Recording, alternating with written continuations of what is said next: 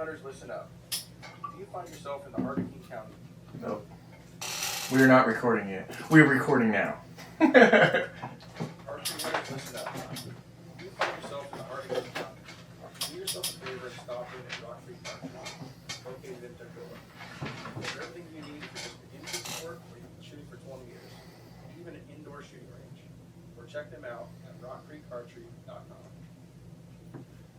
Hey everybody, if you are looking for a game call that is elk, turkey, deer, predator calls, waterfowl calls, we highly recommend elkgamecalls.com. Professional grade game calls made for every hunter.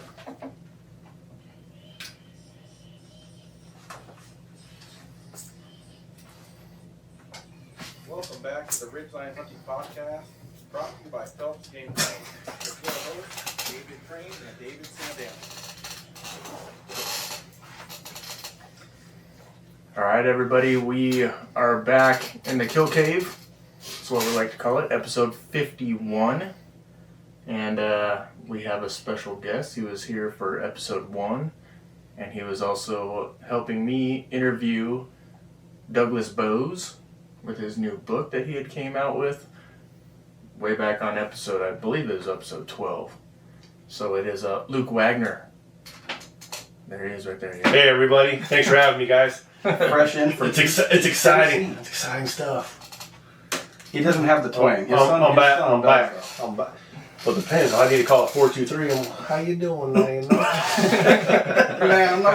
We got one down the stove and you not know. You good? You doing good? All right. That's awesome. Yeah, Luke's been here for 7 or 8 days now. No, man, almost 2 weeks. Man, time flies. Two weeks. Yeah, it's been good. Wow. It's been a lot of fun. We've been doing stuff every single day almost, with the exception of the last few when you spent time with family. Your nephews came out. But we, every single day, basically did something outdoors.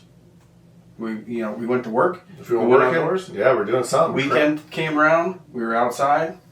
We had a recent dodgeball tournament.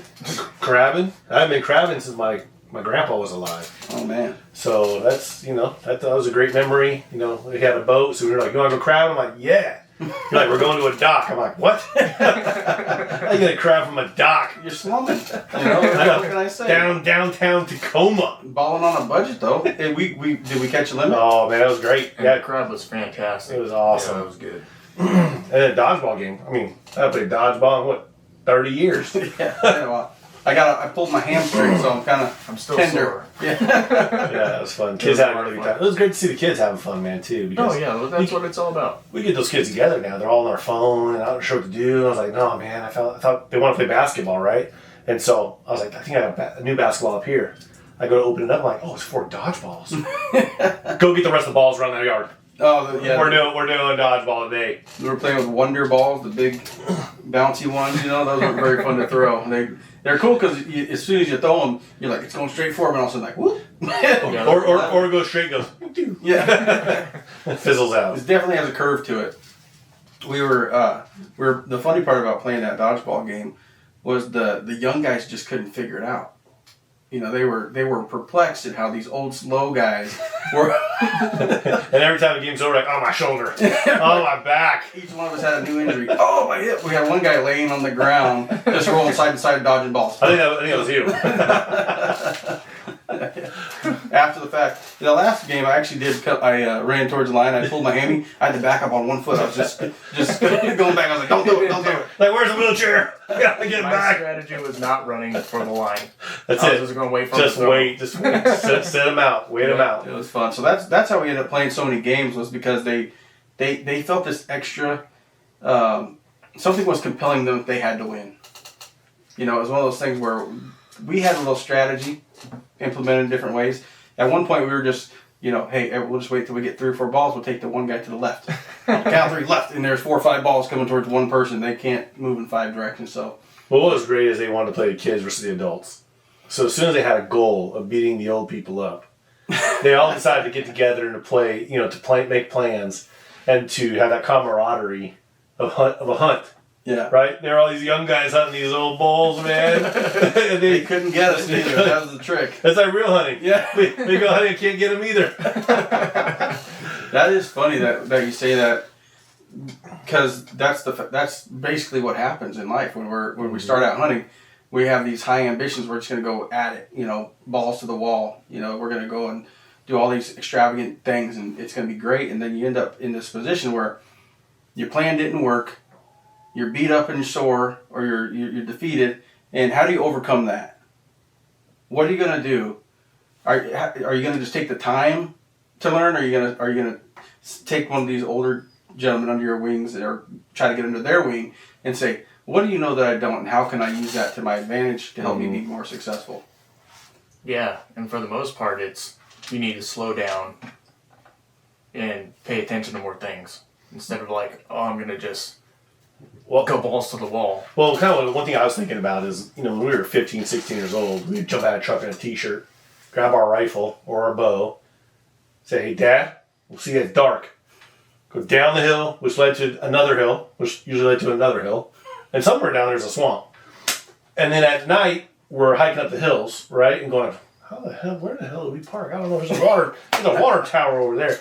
And I was watching these kids, and they would haul butt all the way to the line and then just skid underneath the line, grab the balls as many as they could. And then here we are, it's like in the back, like, go ahead and just hold me the ball. It's okay. You're going to get the ball, but you don't know what to do with it. So I thought that was super funny, a little correlation.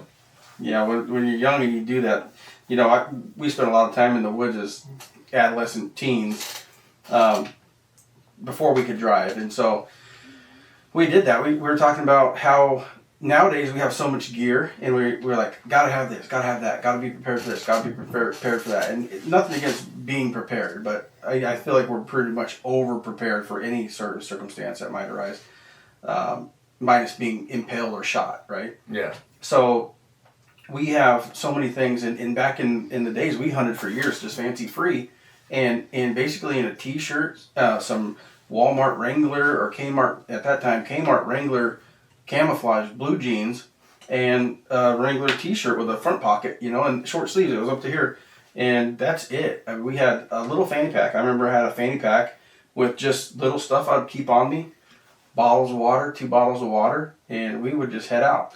Remember when the Garmin Oregon came out?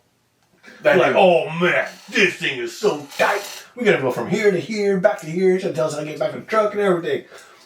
I tried giving that away. I tried to sell it. No interest. Yeah. I tried to give it away. My son goes, I got a GPS right here, Dad. I got Onyx right here. Why would I want that? This is in color. Like, well, I guess I'll put it in the show somewhere. Yeah, high definition too. Zoom in, zoom out. So I started hunting right when Onyx got to the Garmin. Like, you can just plug in the little SD card or whatever. Yep. And then probably 2 years after that, the cell phone stuff came out. Right. So it was just like, well, I just wasted a bunch of money on this freaking Garmin. That's all technology. Well, In a year, you're like, I need new headphones. I need a new microphone. Everything. Just all the advancements. I'm looking forward to like just getting some little plug-in headpieces that have noise cancellation instead of these muffs. Maybe like a Apple. If Apple has a way that their AirPods can hook up to here and do like this, that'd be great. Just a little deal with the this receiver. does have Bluetooth, but I don't know how many Bluetooth devices can be hooked to it. I will figure it out. It's all right. But we got out the other day. We came over to our house. We got to shoot our bows. Yep. Tune those in. Yep, those are Start getting ready for hunting season. That felt great. Yeah, we're a month away, less than a month away from bear season here in Washington. Oh man. And then, It's almost the 2 first now, months. right? August 1st? August 1st, the whole state's open. So It we got used to like be 20 split. days. Used to be split. It'd be like one side would start on the 1st and the other side would start the 14th or 15th or something like that. But now it's just August 1st, the whole state's open. That's nice. I remember when they used to do that deer way too. Well, what's funny is you start thinking of milestones that you start like correlating to hunting season. So Baylor's birthday, August 27th. That weekend is a velvet buck on private land. Oh, in Tennessee? So is opening weekend of archery. Private land, velvet buck. Right after that hunt, I'm flying back here to get ready for our elk hunt. Oh, yeah. So I was super excited. Yeah, it's going to be super awesome. This is going to be a good it's season. gonna be good. Washington has been. It hasn't really rained in probably about a month, but it's 2 been months. But it's been nice though. Like it hasn't been super hot. It's been overcast in the morning. 70s, A lot of 80s. probably a lot of dew being gathered in the evenings in the Well, it mountains. was sprinkling this morning. Oh, where at? Yeah, it was a little here. Oh, Here. It was kind of, yeah, because I go out, I was going to water the lawn and get some of our vegetables watered and stuff. And it was kind of had like a little drizzle going on. Felt good. It was overcast all day. It didn't get above 67 or something today. It was pretty cool. No, this whole past week here in Washington State, it's been kind of gray in the morning and then burning off in the afternoon and being really nice throughout the night. Today is probably the first gray day we've had in like months. Without it raining. Because we have like 4 or 5 months where it just does that. It's just gray. It's cold as hell. Or like mild, 50. So I'm thinking it's going to be gray. Good for the antler growth. And less fires, hopefully. we haven't had any really. Just Well, a couple fireworks. years ago, remember how many fires We had a couple, but there were one was just a campfire, but it got put out. No real nastiness. And then there was one out in Roy, but that was I think that was a 4th of July. Yeah, it was a firework down the power line. Yeah, I think, and that got taken care of. So. Was it last year we had a big fire over in Randall? They had the fire service. They had half the freeway shut down going to Eastern Washington over there. Yep, there was. Yeah, we had that one. There was one. There's usually one every single year up at my uncle's place. I talk about my Uncle Mike every once in a while on the podcast. He lives up by Twisp. That's usually on fire every single year, and it's usually on fire by now, and it hasn't yet. So. Man, that would be an awesome spot to go deer hunting. And we finally got some nice summertime air. You know, It's not smoky. Yep. two years ago we were blaming everything on the smoke. We weren't seeing anything until the day you shot your bull. Was it that was pre-COVID or no? That was pre-COVID. Yeah, 2019. That was 18. Yeah. 18? Yeah. Yeah. Well, Wow. I don't think that was a smoky year though, because there was one year where the smoke was really bad, and Luke and I pulled out of the area that we were going elk hunting at because we couldn't even see 30 feet in front of us. Oh, it was terrible. And we like tree stand hunted. Just you couldn't see. So it was like, well, I'd rather have something walk up to me at 30 feet than try to run something down because we were bumping stuff and it's just like, whoa, that's gone in the smoke. Well, before I got here, East Tennessee was overtaken by smoke from Canada, the Canadian fires. Really? It blew all the way down there? Yeah, the pollution in the air was terrible. So coming up here, everyone's like, oh, the smoke. Oh, I'm like, oh, it's beautiful up here. Normally, I'm like, it's beautiful down there. It's rainy here. Well, usually we have smoke either coming from Oregon or Canada, or unless our own state's on Somewhere, fire. right. Yeah, usually we have some type of smoke coming from somewhere, and right now it hasn't done that, so it's been great. Right. Hopefully it sticks and keeps on progressing that way. But we still have a couple months, and we still haven't had any rain. So, I mean, we'll see. Speaking of a couple months, we saw a nice bull today. Yeah, Probably 5 by.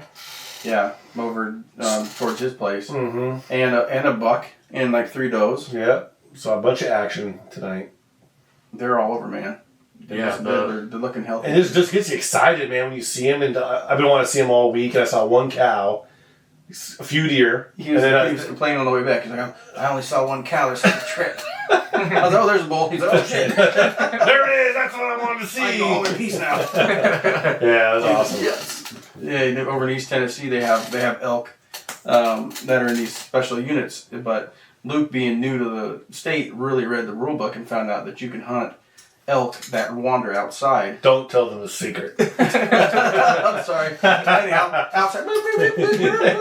So he's hiking along one time. He sees some elk poop, and his buddy he's with, he had never seen elk poop. And he's like, "Hey, there's elk poop right there." You can tell the story. Well, here's what's funny. So in Tennessee, they have this pocket above Knoxville, and the elk are protected. But there is a rule in there that there is some exception to that rule. And we're up turkey hunting, and we're going up this logging road, and it was like we happened upon this elk poop, and I was like, "There's elk poop." I was like, "We're like 40 yards from this." I'm like, that looks like elk shit.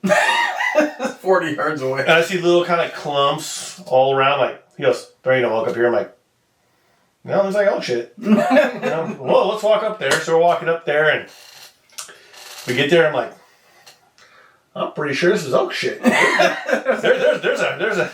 was an elk herd here within the last probably 5 days. He's like, there's no elk here. I'm like, there's an elk track right there. We got to come back here and just do some scouting and check it out. So I'm excited to get back and kind of check that area out and see if that's going to be a good opportunity for us to find that exception to the rule. Yeah. Either you'll be famous for one of two things, right? Yeah. I just done some big shot at elk.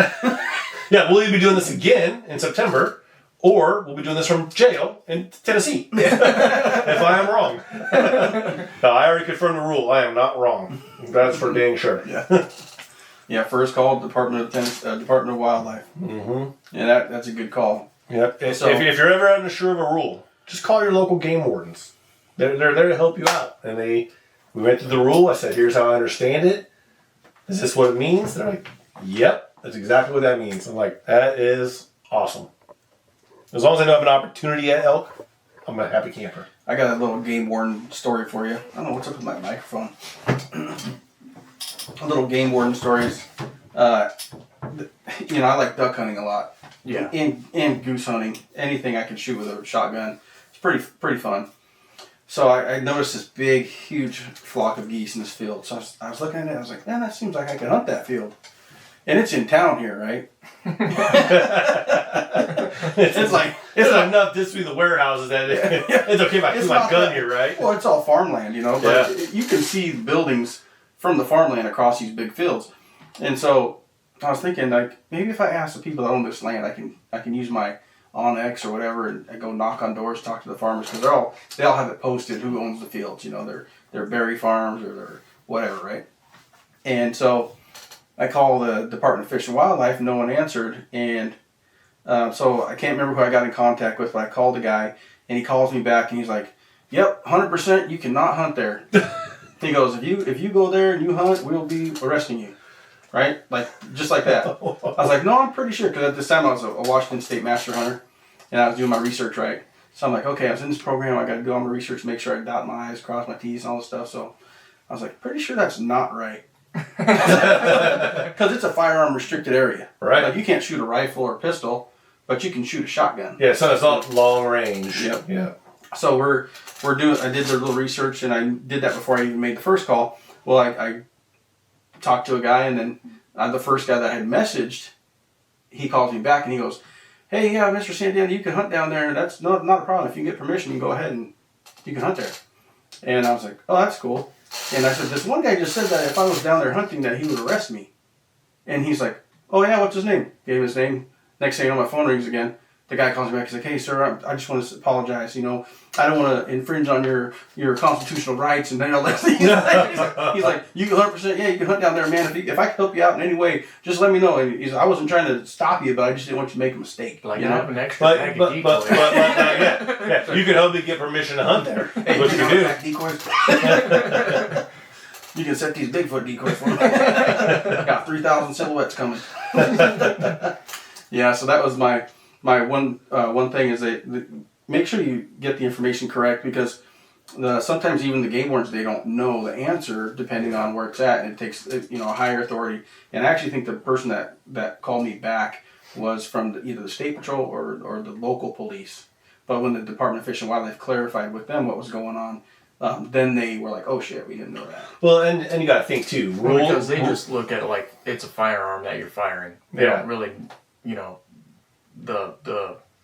the police officer is not going to know the game rules to that. So they're just like, right. "Well, you can't fire a firearm."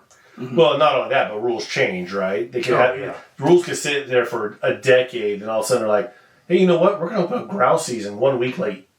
And like, Yeah, I remember that. What? That was a good rule. Or That hey, rule change. or hey, this used to be a 3-point minimum plus antlerless, and now it's 3-point minimum only.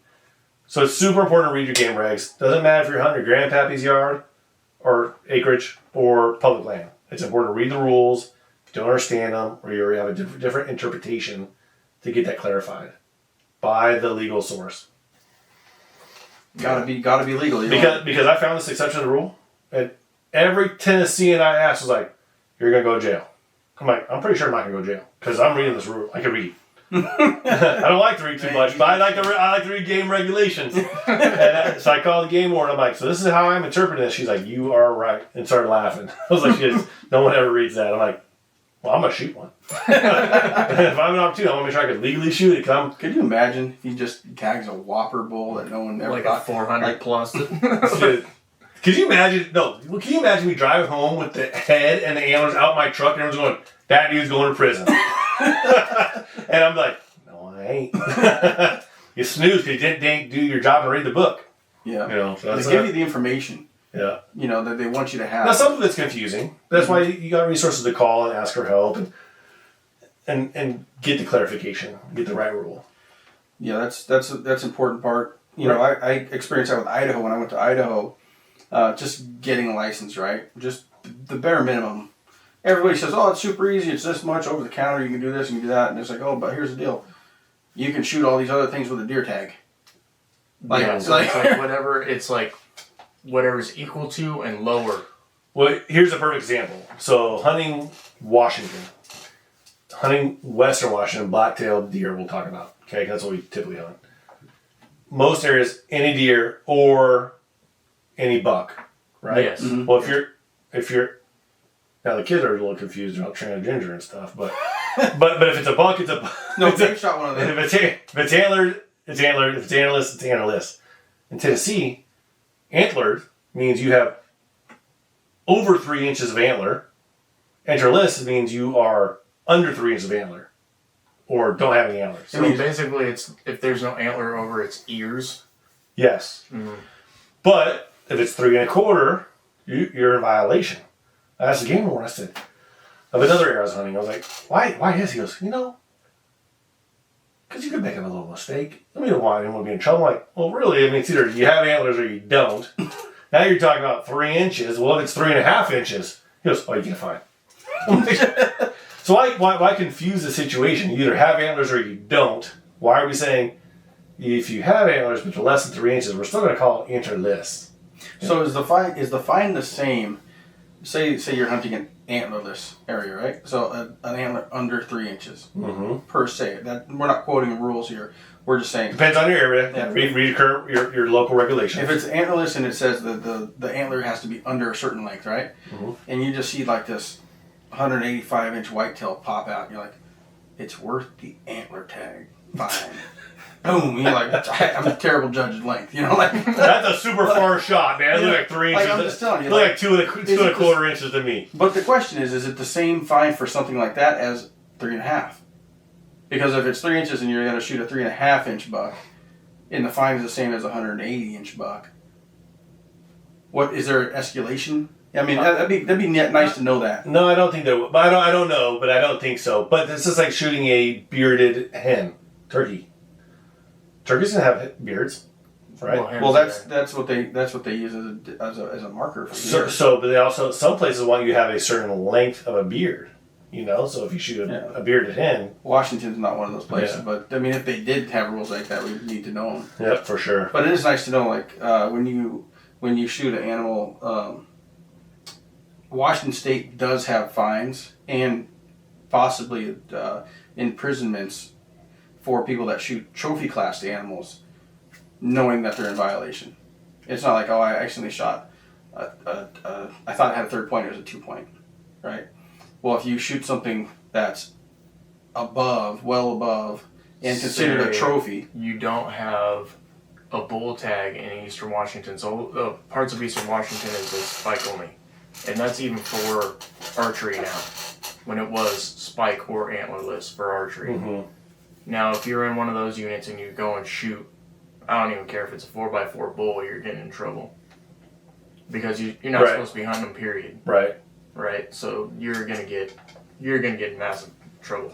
And it's pretty obvious when you have a branched antlered bull and you're in a spike unit or a spike region. Like, don't even draw, right? Or you don't need to pull your... Don't pretend. Yeah, you don't have to. You can't shoot it. Just do the old. The hunting rules. Never, firearm safety. Never point your rifle or your firearm at something you're not intending to destroy or kill, right? Mm-hmm. So I put destroy or kill because some people say kill, some people say destroy. But basically, don't point your gun at something if it went off on accident, you wouldn't be willing to pay for the consequences. So looking at a big buck or a big something where you're not supposed to through your rifle scope is never a good option. You're always supposed to use your binoculars, but especially in those areas where you're just like, you know what, I know it's a spike and I can point my gun at an elk. So you take that chance and, some idiots might say, it accidentally went off. I'm like, well, okay, well, whatever, right? Your finger is on the trigger, you pulled the trigger, but it went off without touching the trigger. They make up any sort of excuses, right? Mm-hmm. So, bottom line is, don't make the mistake. Save yourself the time and the headache, and just The anxiety. I mean, I would, I don't know. Well, I won't get into the legalities of the situation because if I've heard people shooting at something and hitting something else too, and that's a basic hunter safety rule as well. No, it was behind cars. Yeah. Yep, backstop and beyond, and so there's easy ways to prevent any of these sort of miscalculations. But if they said 3.5 inches or 3 inches or whatever, I mean, it'd be hard to judge that. Well, And it's like a borderline. Do you get close to it? Do you flirt with it? Like, what I will tell you is, depends how hungry you are, I guess. I don't know, dude. I flirted with that before. I'm guilty of that too. Seeing an animal, put the gun on it, like No. but no finger on the It trigger. was my son. Oh, When he shot his little button buck, we saw the little nubs on his head. We saw them, and I mean we were glassing it for a long time before I was like, yeah, that's a little buck. Go ahead and shoot it. And it was any buck. Yeah, it was any buck, but I was just like, let's really make sure that we both see what we're seeing, because I don't want to just be like, you see nubs, I don't see nubs, and you just shot a doe. That's not good. what's funny is it was opposite with my daughter and I on her first year. I knew it was a buck. It had probably 3-inch spikes. Oh yeah, she had a She shoots, and she goes, I didn't see the antlers. I'm like, then you should have shot. I was like, it was a buck. She goes, I don't know, Dad. I'm like, oh my God. What were you looking at? Your first deer. Oh, did I screw this whole thing up? I'm like, listen, for bottom line is you're responsible with the gun. You need to know your target. Not just she did it. her fault. The wrong one. I say you don't know the target is, don't shoot it. but I felt I was on the opposite. Like, oh my God, like I'm 98% sure. I was 100% sure till you said that. And let's get over there and make sure right now. And so it was a great buck. Yeah. It was awesome. I've had that happen with background, sticks and stuff where you're looking, you're like, low.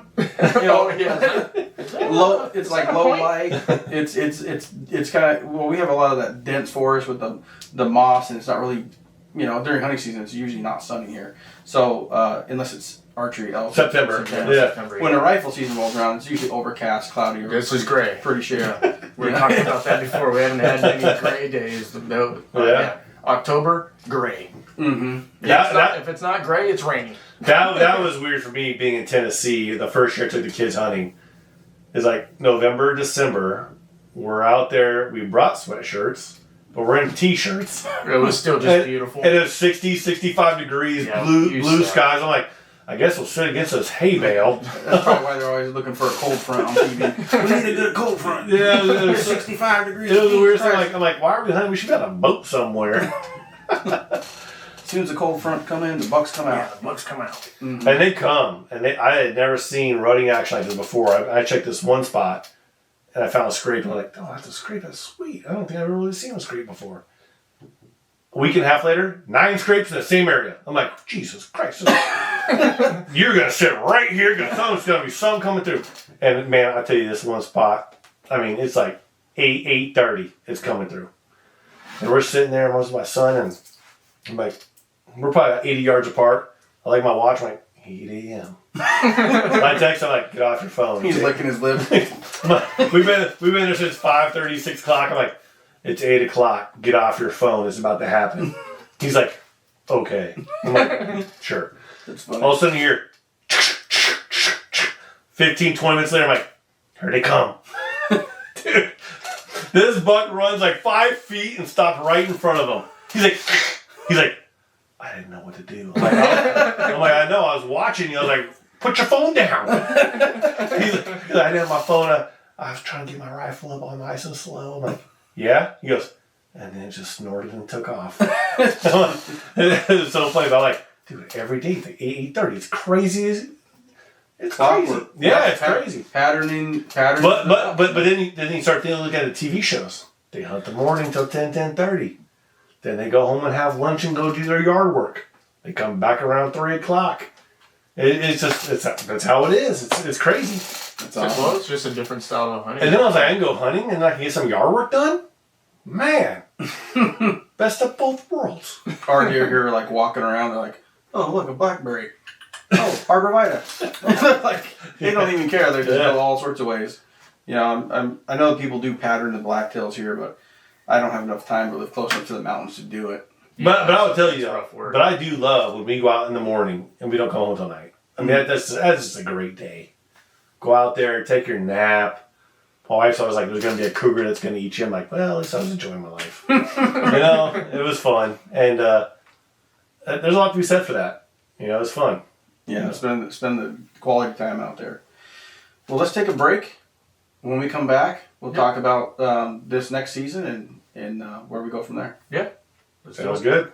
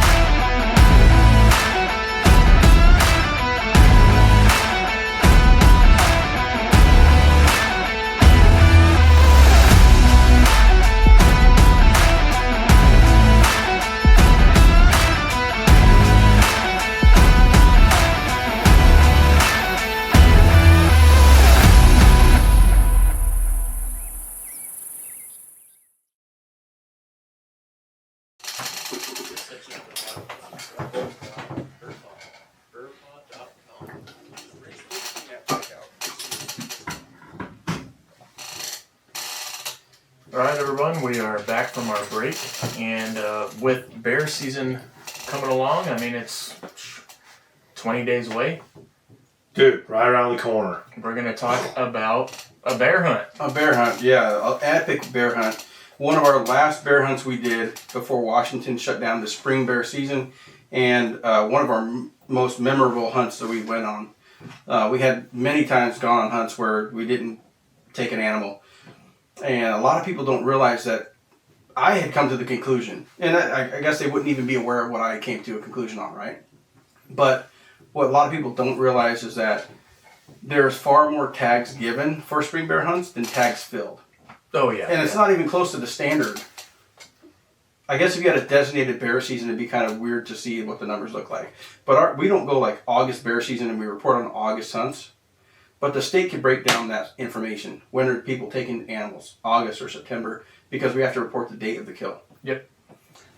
The important part about what I'm saying is when we got these tags, they give out 100 or 50 per area. And out of those tags, they would get one bear or two bears. So, you and I usually draw together for the, because we started that. That's how we started off, right? Mm-hmm.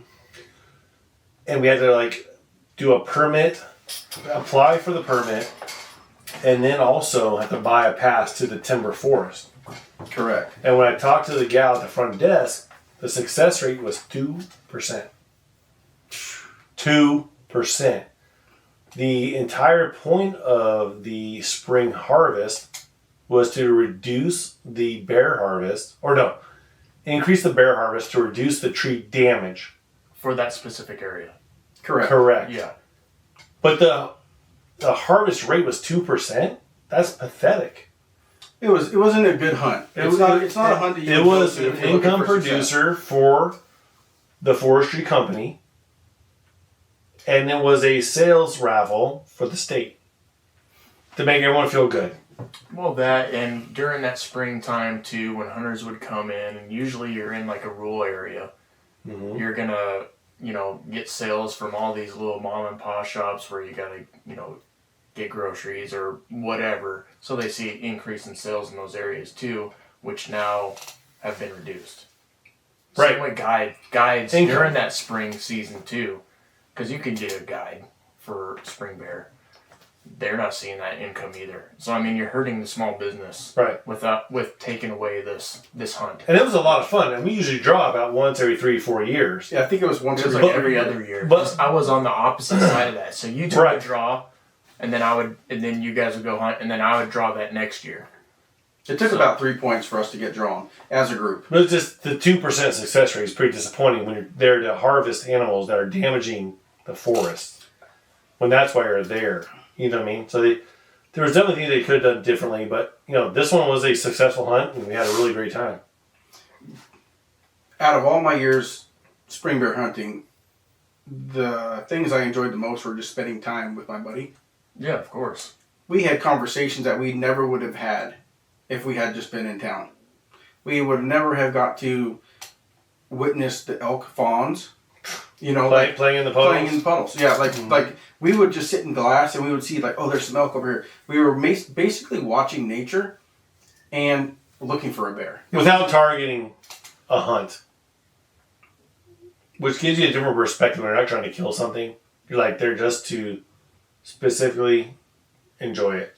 Observe. Yeah. Yeah, it's It great. was one of those things where you can't even put a dollar amount on it. If someone said, Dave, I'll give you $1 million, erase your memory from all your bear hunts, no thank you. Yeah, I wouldn't do that off of any of the hunts that I've ever been on. Because If- they're all special and they're all in their own different way. It doesn't Yeah. matter if you were to harvest an animal or not. Right. There's certain things from a hunt that won't happen from the couch. Well, It here's won't happen at home. It won't happen. Well, we had There's lessons you learn in life. There's lessons you learn on every single hunt.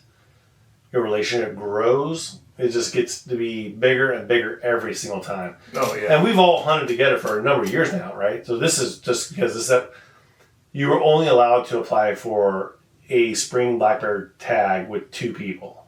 max, yeah. It was maxed out, so which is why our hunts are off. But when you forge that friendship, that brotherly love, every time in the woods is amazing. Like I cannot wait until September. I cannot wait until the next hunt. Mm-hmm. This is going to be amazing, and every time it's more and more amazing because now you have more stories. Right? I mean, it's just amazing. Well, it's like kind of like we have our own tribe. Like we're from the land of Native Americans here. Mm-hmm. Like a lot of the country has the same thing. They have Native American tribes all over. We live in Puyallup. We have Proud tribe. the Puyallup tribe. Mm-hmm. We have There's a squally. Muckleshoot tribe. There's the Nisqually tribe. There's the Skagit tribe. I mean, they're just everywhere. everywhere, Mhm. right? Yeah. So we basically, I feel like we formed our own tribe. Like we started out with nothing, and as we grew, we had these adventures we went on together, creative stories. Then we have like a folklore of things in the past. And it's up to us to pass that on. And what's happening is people are trying to kill our tribes. They don't even want us to exist. I feel like they just feel like these people aren't. I don't want to overspeak, but I feel like they don't value our traditions in our tribe enough to say that hunters have a place in the world. We deserve to be here. We've always been here. Native Americans had hunters. They had people that did other things inside the tribe that didn't hunt. And they sent them out. There's only so many people that do that. There's the fishermen. We have the Puyallup River. We have Puyallup River natives that fish, Yep. and they have There's some that actually go and hunt. closed days There's places that that we can't fish that the tribes can. So I mean, and there's places that we've hunted as children that the tribes have purchased back from the state that we can no longer hunt because they traditionally have done that. And I feel like we should have an equal importance placed on us as people and humans on planet Earth, that we should be able to provide for our families, and regardless of what that looks like to somebody else in their preference. well, this is the whole. I don't want to get off the rails here because we definitely can go off the rails. We're getting deep. But this is the whole thing of all these other. How do I word this? What I would say is we are into conservation. This picture, a lot of people would take this picture as this guy, which is me, is holding this bear head as a trophy. No. We're holding it as a miracle of life that provided its life to us. And we And that we were 100%. and that we were able to be successful in our harvest. And this is an appreciation of a beautiful animal, which is a black bear. We didn't disrespect it. We didn't drag it. We carried it over the logs and the stumps. We didn't abuse it. We're proud of We're not making like abusive photos of this animal. This was a beautiful animal that we appreciate.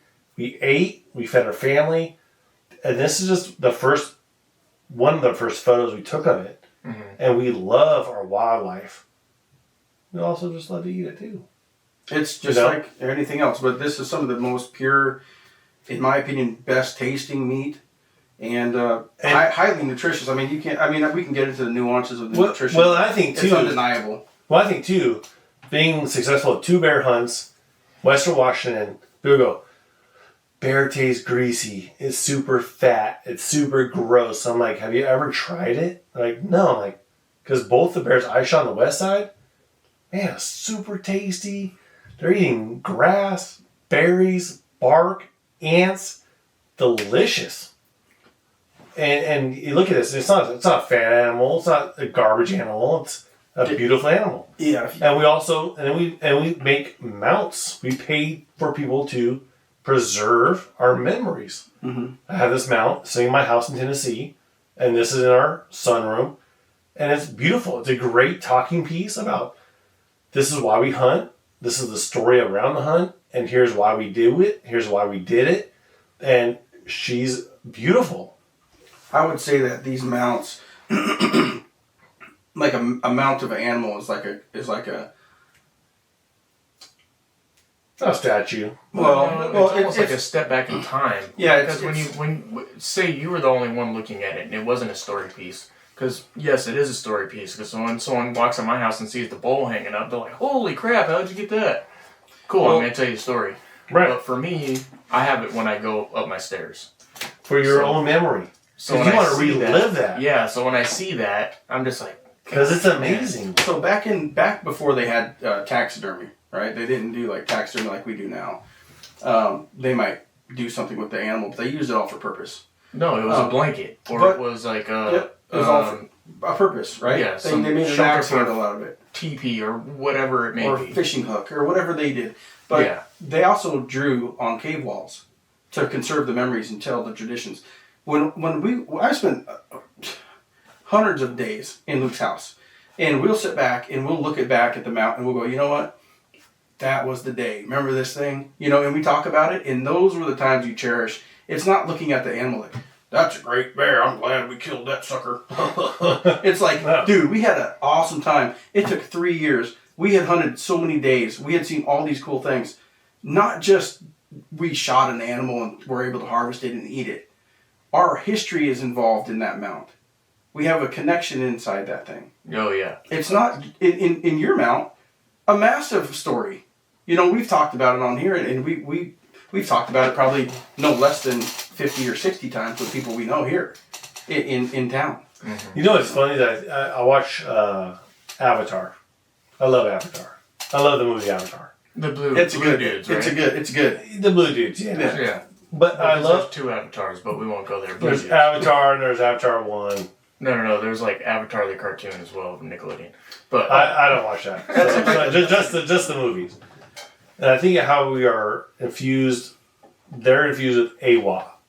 right? Yeah. Their planet Earth, all the nerve endings, and I feel like that's how I feel when I go in the wild. Like when I tell people, like, they're like, "How do you do it?" I'm like, you gotta enjoy everything.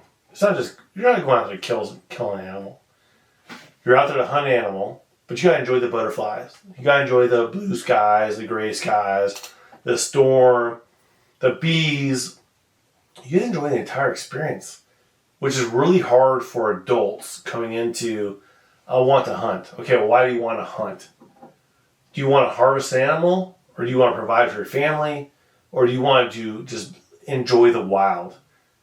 And most time they start off with, I want to provide for my family. They get there, they're like, so what are you doing all day? We're just sitting here? Like, well, you can sit, walk, or hike. These are your three options. And I started when I was I'm good, and I'm good with either one of them, man. We can do all of them. We can go sit, hike, walk, grab me a little. We can start, and the bottom line is, you're supposed to enjoy the entire event, the entire experience. I love just being in wildlife and seeing the animals and hearing the birds. And if we get something sweet, that's awesome. That's the goal. But if we don't, I don't feel like it was a waste of time. Definitely not. And that's the bottom line is, if you feel like it's a waste of time, if you don't get something, you're not out there. then you're there to kill something. Yeah. We're there to harvest, but we're just enjoying it because we love the harvest alone is love like the icing on the cake, you know, like. Can I stop you for a second? Yeah, what's up? So we've spoke about the 5 stages of the sportsman before. Oh, Right? yeah. So the beginning stage is the shooter stage, Mhm. right? Then the second stage is limiting out. So then they go into these 3 other stages, and they eventually end up at the sportsman stage where all you want to do, it doesn't matter about the harvest, it doesn't matter about the hunt, it's the camp, it's the sportsmanship with your people, it's camaraderie, it's just enjoying being there with other people. And I think we all get there eventually. It just matters of like how your experiences take you along that path. And I am at all these different stages. I found myself, I can identify when I'm at these stages. Like I'm an avid waterfowl hunter. Yeah. So I am definitely at the limit stage, but I am disciplined enough to not shoot something I don't want to take. So I'm kind of moving past that. And it's important to just realize like where we're at. Like we started hunting when we were children, and we're 40, you're 42, I'm 41. You're 40. Almost. You'll be 42 in a couple days. Yeah. So Friday. we don't want to put a little extra. Don't put extra gray on. Extra little wear on the tires there, bro. So less air off the half head. So I mean, we've been through the shooter stage. All we want to do is like shoot something legal. Like we're ready to shoot. We've gone through the limit stage where all we want to do is do that stuff. And then now we're getting towards that stage where we still enjoy the shooting, and we would like to get a limit when we're doing the things we could catch a limit on. But the limit is not indicative of a good time. It's indicative of a great opportunity. Oh, yeah. You know, it's something where, you know, today was a great day. We got our limit. Not I have to stay here until I get it. Like crabbing. Yep. We got our limit, like, it was so cool, we're out. We don't need to get bigger crabs. We got our limit. We're out. Yeah, crabbing is one of those things I really enjoy crabbing. It's a leisurely activity, and you can become proficient at it, and there's a little strategy involved, and where if you have experience in your area, right, you can. I don't feel like there's a lot of strategy. It's weird. They put meat on a thing and throw it in the water and crap. But people there. There's weren't more getting, there. There was more people. there, sure. People right next to us weren't getting their limits. So. Right. Totally agree. Yeah. So those are the things where when you do it over time, you begin to identify this is the thing that works. Right. You know. So I don't want to derail this whole thing, but bear hunting, all these things that we're talking about, it isn't about the harvest. That's our goal. It is not a requirement to have a great time. And it's also not part of who we are, like our history. It doesn't depend on us being successful or not being successful. We're always hunters, whether or not we kill something or not. You're not only a hunter if you take something. Totally agree. I started thinking to the, or reflecting, like when we were hunting, we had a family friend who was older, Kelly's, Mm-hmm. who would go hunting, and they're like, we just start around 10 o'clock. They're about 20 years older than us. They're like, Yeah. we just decided 10 o'clock is like our time. We're going to go out. We're going to Like experience they would this. sleep until 10. And they were good with that. And then they were great with, hey, we're going to tool around from 10 to 4. And we're going to start dinner and have everything kind of ready for everybody. And we're kind of cool just celebrating your successes. You guys go get it. We're now the mature people where we're going to prepare everything. And it was pretty awesome. I mean, at that time, I don't think I reflected that. Because you're a kid. You're going, why don't you want to do this? Why don't you want to go hike down that hill? And then we're thinking, 450. but you think about dodgeball, like, why don't you want your back breaking every day? Like you're 15 years old. Like, Jesus Christ. Just, you go break your back. Yeah. Send me the ball. You should have played dodgeball against me when you were a kid. Yeah, and it's so funny because that's the same thing in everything in life. There's a progression in life and what your involvement wants to be. And some people want to be more involved. Some people want to be less involved. Some people are okay with being participants, but just being there. You know, and it's just amazing. Those are some of the best trips And, we've had. and that was really hard for me. I'll be honest with you. It was really hard for me. Like when my dad decided, he's like, Luke, I'm done hunting. I was like, Yeah, I was there, man. It was weird. yeah, it was weird for me too. I appreciate your weirdness. Well, I mean, he had just got done smoking a deer, and then all of a sudden, The biggest, it's like, I think the biggest doe I've ever seen. we've seen harvested. It was like a 200 pounder. He's like his first archery doe, and I look back, and go, this guy's hunted with us A lot of years. for 15, freaking years. I don't want to say fucking years. and he is an optimistic every year. Missed elk, missed deer. Luckiest guy, though. I mean, Shoots a freaking bowl of a doe. And he's like, I'm good. I am done. So do you think... He's like, you want to shoot that one? I'm like, no, that's a baby. I'm good. He's like, shoot it. I'm like, nope. He's like, well, I'm good. And it was really, that was, and I'm sure you guys will probably see on different episodes, that was really challenging for me because I love my dad. I love spending time with my dad. And I looked at my kids here, like, my dad's like, I'm done hunting. I'm like, okay, but you're so calm. Why are you excited, Dad? Like you don't have Just to go hunt. to camp. You don't have to come. You can cook for us. You can make our beds. You can change our toilet paper. There's lots of things you could do. Yeah. You're a very useful person. You're like, I'm good. I'm like, what? Yeah. And so that was really hard for me. And I know you lost your father, and I'm sorry about that. And that's really tough. And I think about that and go, Dad, I just want you to hang on as long as you can. Just hang on. What are you doing? But I love hunting, and I love the camaraderie, and I love the togetherness that it brings, whether you harvest something or not.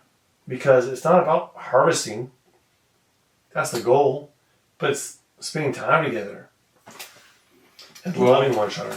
So. It is. It's great. And, you know, we've all been with Luke in many camps, and his father and our friends that we were talking about earlier. And they truly would get up at 10 o'clock and hunt till 4.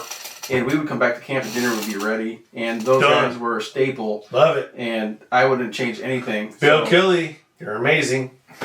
Let's finish tonight with a hunt. We're going to just recap the final hunt we had. Our last spring bear hunt in Western Washington. Now they have removed that from... and this is Luke Wagner and David Sandano on this hunt. We hope you enjoy. Well, is the audio traveling through? Oh yeah. Okay. Let me pause it. I got to pause it already. Pause it. So, Luke and I... Let's talk about this. I got to go back one I know. I want to talk about it a little bit Well, too. here. I'll give the breakdown because I know this story backwards and So forwards. hold on. Perfect. No. So- Let him go. Let him go. So I don't know if you can see it on this camera, but hold on. It's not going to zoom on the video. Anyhow, right in here, there's like a clearing. I was on this clearing over here, and I looked at the onyx, and I thought, I was looking at this hillside over where we're standing now, and I noticed all these steep slopes, and I was like, man, that looks like a spot bear would be hanging out. So I called Luke, and coincidentally, like right around the corner on the backside of another hill here, I had missed a bear the year before, or 2 years before. So I came back to the same spot, thinking I was going to see something. Well, I got over here, recognized I could see this stuff, looked at the Onyx, looked at the road system, and said, we need to get over to this spot. Excuse me. So we got over, we found the road, got to this spot, and on our way up the hill, we started seeing all of these rubs, like this bear. That's a bear. This bear bear had tree. scratched this tree, and we were looking at it. We're like, man, there's bears right around here. These bears are scratching trees and stuff. So we thought we were in a pretty good area. We pulled up the road to get to this landing that I was eyeballing because we were going to get there and call. Probably another 200 yards from that last little bear scratch we had seen. And we got out of the truck, walked about 100 yards from the truck because I didn't want to get to the top of the hill where the landing was at. We walked up the hill, and there was this big log slash pile that they were going to burn eventually. So I bought you this call for your birthday too. I literally bought it for his birthday. You want to tell the story? So at that point, they split up. So one goes to the left, one goes to the right. They're sitting on this 30 yards pile. Yeah, on opposite sides. And then So we wanted to cover all the angles. exactly. We were trying to let nothing sneak by us. Luke starts squealing on this call, and then all of a sudden, there's a bear standing up. It was the craziest thing. I've never had that happen before, ever. It took seconds. Like by the time we got set up, and I said, "Are you ready?" And he's like, "Yeah." I was like, "Okay, start calling." And next thing you know, he's doing this. Cocktail. Cocktail call. And this is our third session. We had to call in other spots. So he's calling the cocktail call, and he blew on it so few times that when he started shooting, I thought, oh, he's fucking with me. I was like, He did. I was like, why is he, what why are is you he doing? this? See, the only person that I know that would actually do that is you. I'm not shooting my bullet. Actually, you don't know me that well. I would, no, This but, bullet's $2. I ain't shooting it. yeah. So he blew 3 or 4 times. Next thing he's like, I hear boom. A couple seconds go by, then I hear boom. Then real quick, boom. And so it was like 10-second succession, right? Boom, tick, tick, tick, boom, boom. Quick, back to back. I was like, what's going on here? So he's like, I just shot a freaking bear.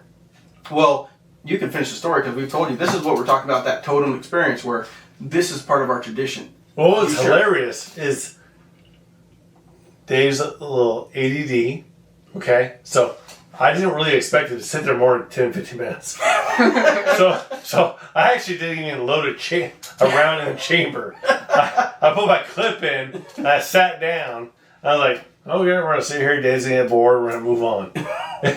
And he goes, and I was like, well, I got this, he gave me this blacktail, or this whitetail rabbit call. Third session, like, what the fuck? There's like something moving up. I'm like, I get up on it, click. I'm like, oh, No bullet. shit. and it looks up, I'm like, oh, fuck me. So I cock one in, I get up on the stump. As I'm pulling the trigger of the stump, let's go. I'm like, oh my God. And it's like looking around like, why is it not ready He to just literally sat there. Why is it not running away? So I cock a new one in, stand up, and it looks up, and I'm like, boom! Shoots her right in the throat, and just folds over. I'm like, okay, she's done. He comes over, he's like, why you fucking with me? I'm like, shot a bear. He goes, what? I'm like, shot a bear down there. We gotta go. I don't know. I ain't go by myself. Well, that's pretty much right where this. Oh, yeah. Here's the video, and enjoy, y'all. We appreciate you.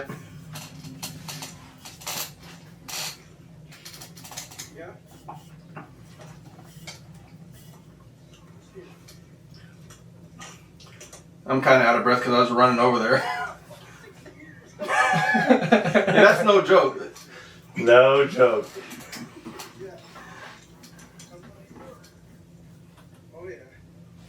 Now the funny part, we had been circling, like looking for this bear for a while, and it was like nerve wracking Because we were expecting it to like run. We thought it was probably alive. Like when you shoot a bear, maybe you made a good shot, right? Maybe it's still alive. And it's a predator. If it has any life in it at all, you don't want it to have that. Well, what's crazy too about a bear is that you can get a good shot on them. They can run, and tracking them is almost it's extremely hard because the fat will go into the hole and plug everything up, so you're not really getting any blood, which you would be tracking the blood trail with. And the first bear shot, our buddy that was with us was like, "Let's go down." I was like, "Oh no." Jesus. I almost died on that. We'll do this. We'll do this another time. But I was like, that's a bear. That's not a deer. And they didn't have any pistols or nothing. It was archery season. Yeah, I was like, Oh, that was the first. The first bear I got. I was like, I don't know. We'll save that for episode 101. Every 50.1.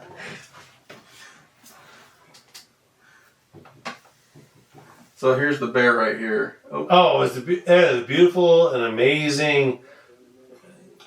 We're heading down now. And look at the serenity. And gosh, what a place. What a freaking place. Yeah, dude. How many bears then? Third bear we seen. 2 shots off. 3 shots. Yeah. She's just still. Yeah. We call Luke the whiz bang.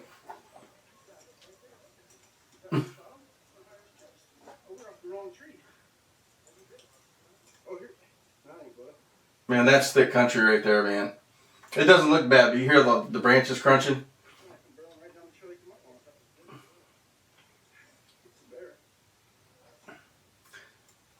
It's never easy feeling walking up on a freshly shot bear.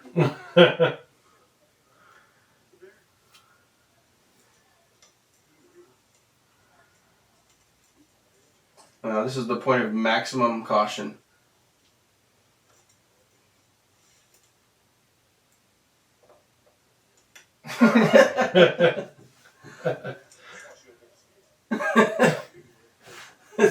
Tree eater.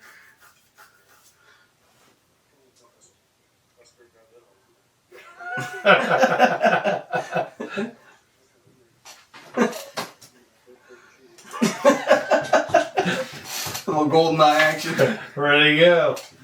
Like,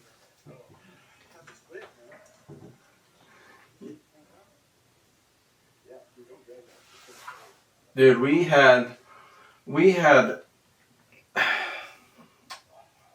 what an amazing experience. That was amazing. That was one of the great hunts we experienced together. And hunting spring bear hunts, I had several opportunities. Not being a rifle hunter, like I didn't grow up rifle hunting. I grew up archery hunting from the time I was about 13, and even to present day, I still have never shot something with a rifle. And it's not something that's natural to me. Like I remember when I first started archery hunting, there was a point where I thought I'm never going to shoot something with a bow, like because it was like 5 or 6 years before I shot something with a bow. And once I shot my first one, it became easier to shoot the second and the third, and then that became less of a moment of over excitement. Right. When I pulled up with a rifle, it was like a whole new day. I mean, I was like day one again. Like the excitement level was through the roof. I thought, no problem. Like you could shoot paper all day, you could shoot targets all day. To me, it was almost like being new to the hunting world, and so I have been extra focused on just maintaining my calm. Duck hunting, I experienced the same thing where I was missing all the ducks. I was always ahead of them, pulling too soon. Now it's probably high 80%, 90%. If I pull on a duck, it's probably going to get shot, and it just becomes one of those things where, I mean, you get used to it, So, this is one of our last hunts, one of the best hunts we've been on, and the most memorable we've been on, besides the misses that I had. You know? Those hurt like yesterday. You know, so, But bunch of good times. yeah. So anyhow, everybody, thank you for sticking with us. Thank you for watching the show. One day, hopefully, we'll be back here talking about another successful spring bear hunt in Washington State. Until then, have a good night. Thank you. Like and subscribe, and Yes. we'll talk to you later. Oh, also, don't forget, we do have something going on with the Crazy Elk Company. You can get 20% off if you use Ridgeline 20 with a capital R for the Ridgeline. Ridgeline 20, you'll get 20% off your purchase. So, yeah. Do that. And if you're watching us for the first time tonight, go on to our Facebook or Instagram. Which one is it?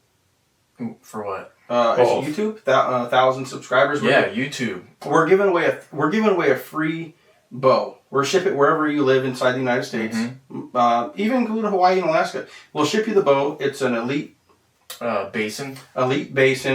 When we get to 1,000 subscribers on YouTube, we're going to give this bow away. So do yourself a favor. Just like and subscribe. And if you do, you could win a bow. Yep. I mean, why don't you even give it to me? Gosh dang it. You're excluded. You have a 1 in 1,000 chance to win a bow. And that's And good. all you have to do is click a button. That's awesome. For free. So Click basically- a button. Yep. We'll ship Hey, it we to you. love you. We hope you appreciate it. Enjoy. All Good night, everybody. Good night.